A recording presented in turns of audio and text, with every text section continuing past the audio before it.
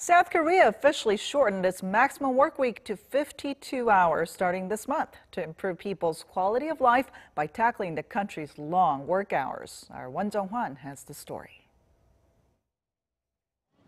The South Korean government is expected to bring a change to Korea's work-life balance as the country kicks off its 52-hour maximum work week system starting from July 1st.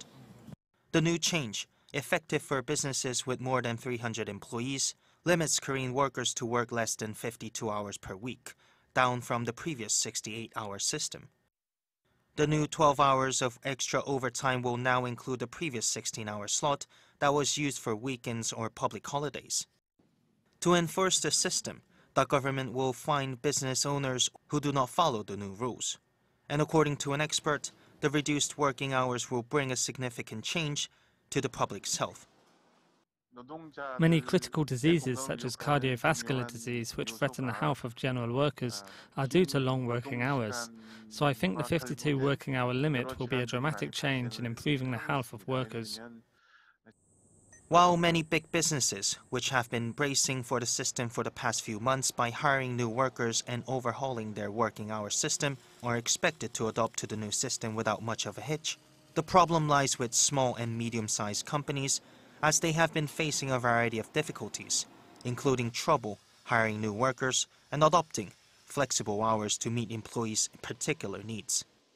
Given the circumstances, the government is implementing a 6-month grace period for companies to slowly adapt to the change. Also, for a smooth transition across the whole South Korean labor market, the government has given a bit more time for smaller firms to implement the rules. Companies with 50 to 300 workers should implement the regulations starting January 2020, and those with 5 to 50 employees should do so by July 2021. But some have voiced concern about possible side effects, saying the new regulations could force some people to look for part-time jobs to supplement their reduced earnings due to the shorter amount of available overtime work. On the labor side, they may get a substantial cut in pay because by Korean law, you get 50% overtime extra pay when you're working beyond 40 hours a week, and 50 to 100% extra pay when you're working overtime during the weekend. When you cut your working hours from 68 hours to 52 hours, that you're cutting basically the most lucrative time of your work week. So a lot of workers are going to get their pay cut, and a lot of labor does not like that.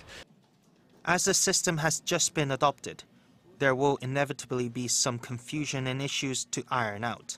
So the government needs to work closely with workers and employers to mitigate any adverse effects of the policy in the coming years. Jung-hwan, Arirang News.